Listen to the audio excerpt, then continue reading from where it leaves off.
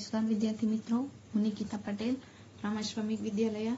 आज हम हिंदी सब्जेक्ट के अंदर चैप्टर नंबर 12 पढ़ेंगे, जिनका नाम है रानी, जिनकी लेखिका का नाम है महादेवी वर्मा और उनका जन्म सन 1960 ईस्वी सन में हुआ था और उनका निधन सन 1583 ईस्वी सन में हो गया था। कि यह महादेवी वर्मा हमारे लेखिका जो है, उनको पशु और पक्षियों से गहरा लगाव था। उन्होंने उनसे संबंधित यानी कि पशु और पक्षियों से संबंधित बड़े दिलचस्प और मार्मिक संस्मरण लिखे हैं। प्रस्तुत संस्मरण एक घोड़ी का है, उसका नाम रानी था। कि हमारा चैप्टर का जो टाइटल है रानी, वो किसका नाम था? एक घोड़ी का नाम था। कि लेखिका को बचपन में उससे बहुत प्यार था। कि लेखिका को उस रानी से, घोड़ी की बच्ची से बहुत ही प्यार था। लेखिका रानी के साथ निक्की नाम का एक नेवला था और रोजी नाम की एक कुतिया भी थी उनके पास। वो उनको कभी नहीं भूलती है। महादेवी की सहृदयता हमारे दिल को छू लेती है। कि यहाँ पे 3 पशुओं की बात महादेवी वर्मा जी ने कही है कि उनको पशु पक्षियों से बहुत ही लगाव था। सबसे पहले हम उनका परिचय देखते हैं। तो हिंदी साहित्य में महादेवी वर्मा अर्थात मैं नीर भरी दुख की बदरी और तुमको नींव में ढूंढा, तुम में ढूंढी पीड़ा कहने वाली सहृदय, भावुक, अत्यंत संवेदनशील और समग्र नीव सृष्टि पर अनुकंपा वर्षण करने वाली छायावादी युग की अप्रतिम रचनाकार।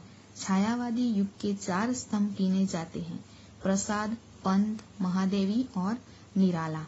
इनमें प्रसाद के साथ सदैव इतिहास का बोध रहा तो पंत प्रकृति के कोमल कांत पदावली के रचनाकार के रूप में पहचाने गए। निराला अपनी ओजस्विता और रौद्रता के लिए, तो महादेवी अपने धीर गंभीर दर्द की दास्तान सुनाने वाली कवयित्री के रूप में पहचानी गई। फर्रुखाबाद में यानी उत्तर प्रदेश जन्मी महादेवी सही अर्थ में एक विदुषी और प्रगल्भा नारी के रूप में समग्र जीवन जी गई। मुख्यतया महादेवी कवयित्री ही रही, किंतु स्मृति की रेखाएं जैसी रचना के द्वारा उत्तम गद्यकार, रेखा चित्रकार के रूप में अपनी पहचान बनाने में वो सफल रही है। प्रयाग महिला विद्यापीठ की प्राचार्य और कुलगुरु के पद पर रहकर शिक्षा के क्षेत्र में आपने अनुपम योगदान दिया है। निहार, रश्मि, निर्जा, सांध्य गीत, दीपशिखा, अतीत के चलचित्र और स्मृति की रेखाएं आदि आपकी बहुचर्चित एवं लोकप्रिय रचनाएं हैं। यहाँ रानी नामक एक घोड़ी उनके 2 साथी निक्की और रोजी के साथ आई है, सम्मिलित है, जिसका बड़ा मार्मिक और भावुकतापूर्ण शैली में चित्रांकित किया है। ऐसा लगता है यह नेवला, यह कुत्ती और यह घोड़ी हमारे सामने ही है। कि इस पाठ को अगर हम पढ़ते हैं तो हमें ऐसा प्रतीत होता है कि ये 3 पशु हमारे सामने ही है। पशु, पंछी और निर्दोष भोले ऐसे प्राणियों के प्रति महादेवी जी का स्नेह और प्रेम छलकता नजर आता है। कि यहाँ पे महादेवी वर्मा का पशु प्रेम हमें दिखाई देता है। चैप्टर की शुरुआत करते हैं। रियासत होने के कारण इंदौर में शानदार घोड़ों और सवारों का आधिक्य था। रियासत यानी कि राज्य होने के कारण, इंदौर जो है वो उस समय राज्य होने के कारण वहाँ पे शानदार घोड़े भी दिखाई देते थे और उस घोड़ों के ऊपर सवारी करने वाले लोग भी आधिक्य यानी अधिकता ज्यादातर हमें देखने को मिलते थे। कि इसके अतिरिक्त हम अंग्रेजों के बच्चों को छोटे टट्टुओं या सफेद गधों यानी जिसकी जाति के संबंध में रामा ने हमारा ज्ञानवर्धन किया था। कि यहाँ पे हम, हमारे ये शब्द आएंगे तो हमें सोचना है कि वो कौन? तो महादेवी वर्मा। कि महादेवी वर्मा ने क्या कहा है कि इसके अतिरिक्त यानी अलावा, कि इसके अतिरिक्त महादेवी वर्मा और उनके भाई बहन जो है वो अंग्रेजों के बच्चों को छोटे टट्टू यानी कि खच्चर जैसा ही एक पशु या सफेद गधे के ऊपर हम उन अंग्रेजों के बच्चों को सवारी करते हुए देखते थे। पर रामा की कहानियों में तो यहाँ पे लिखा है कि जिसकी जाति के संबंध में, कि इसे टट्टू कहते हैं या इसे सफेद गधा कहते हैं, ये उन लोगों को किसने सिखाया था? तो उनके नौकर रामा ने। महादेवी वर्मा के घर में एक नौकर था जिसका नाम था रामा, बराबर, कि उन्होंने ही पशुओं में पहचान बनाने की बात सिखाई थी कि इसे टट्टू कहते हैं, इसे सफेद गधा कहते हैं। ये किसने सिखाया था उनको? रामा ने। कि रामा की कहानियों में तो, कि रामा जो है वो उन्हें हर रोज कहानियां भी सुनाता था, इसलिए कहती है वो कि रामा की कहानियों में तो राजा अपराधियों को गधे पर चढ़ाकर देश निकाला देता था। कि रामा जो उन बच्चों को कहानी सुनाता था, उस कहानी में राजा जो है वो क्या करता था? कोई भी अपराधी हो उसे गधे पर बिठाकर देश से निकाल देता था। इन्हें गधों पर बैठकर प्रसन्नता से घूमते देखकर विश्वास करना कठिन था कि अंग्रेज के बच्चे जो हैं वो गधों के ऊपर बैठकर बड़े ही प्रसन्नता से घूमते रहते थे, और इन लोगों को देखकर विश्वास करना मुश्किल था कि इन्हें दंड मिला है। रामा के पास हमारी जिज्ञासा का समाधान था। इन्हें विलायत में गधे पर बैठने का दंड देकर भारत भेजा गया है, क्योंकि वहां वह वाहन नहीं है। कि महादेवी वर्मा और उनके जो भाई बहन हैं, उनके दिमाग में एक ही बात घर कर गई थी कि गधे के ऊपर या सफेद टट्टू के ऊपर कौन बैठता है? तो जिसे सजा मिली है वही लोग बैठ सकते हैं। तो अंग्रेज के बच्चे जो हैं वो यहाँ पे शौक के कारण बैठते हैं। फिर भी महादेवी वर्मा को तो ऐसा ही लगता है कि इन लोगों को सजा मिली है, और वो रामा को इसके बारे में पूछते हैं। तो रामा ने उसे क्या कहा कि उन लोगों को विलायत में, यानी कि उनके देश में ये सजा मिली है, और वहाँ पे ये वाहन यानी कि ये गधे टट्टू वो सब वहाँ नहीं है, इसलिए उस सजा को भुगतने के लिए उन्हें भारत भेजा गया है। ऐसा रामा उन्हें समझा देता है। एक दिन हम तीनों ने बाबूजी को मौखिक स्मृति पत्र दिया कि हमारे पास छोटा घोड़ा न रहना अन्याय की बात है।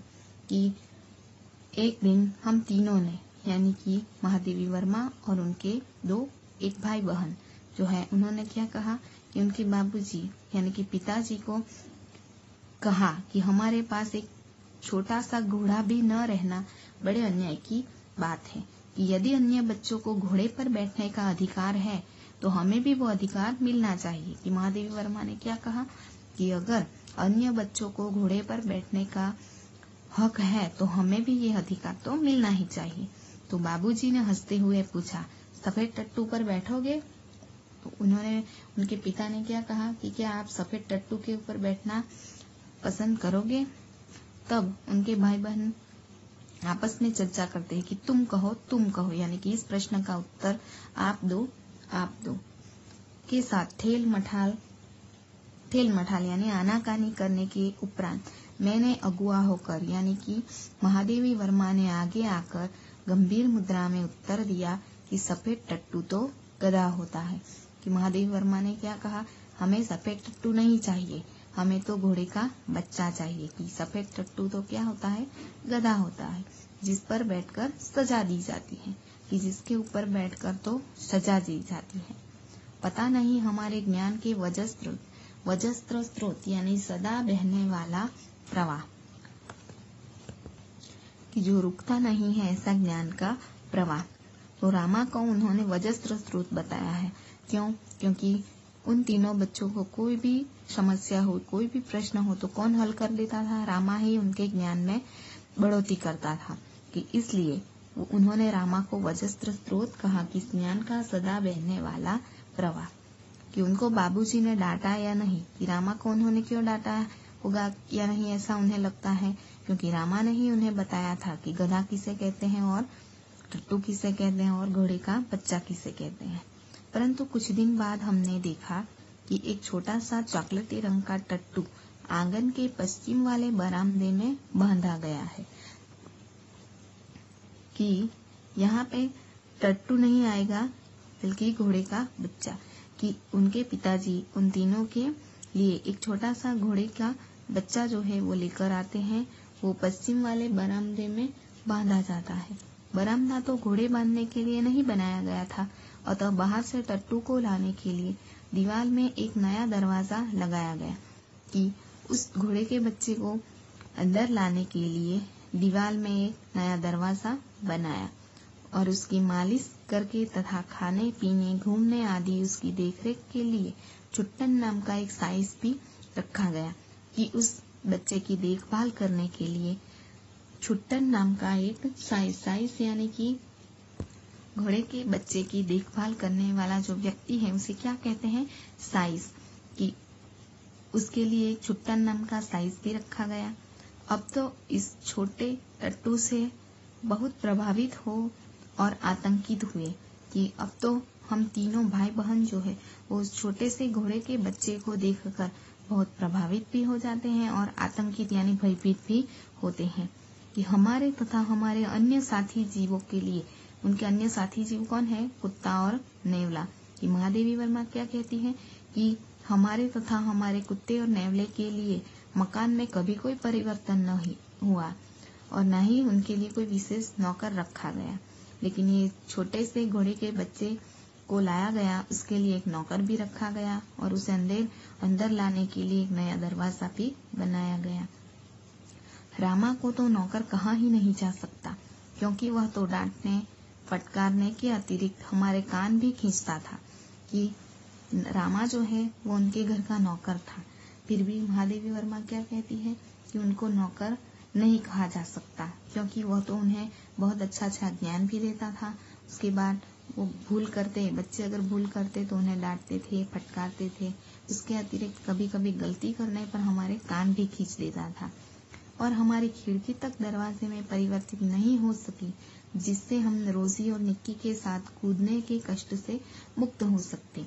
महादेवी वर्मा क्या कहती है कि हमारे और हमारे दो साथी जीवों के लिए कभी कोई परिवर्तन नहीं हुआ, कि महादेवी वर्मा और उनके छोटे भाई बहन जो है वो उन दोनों कुत्ती नेवला और कुत्ते के साथ खेलते हैं तब वो कूदते हैं, बराबर।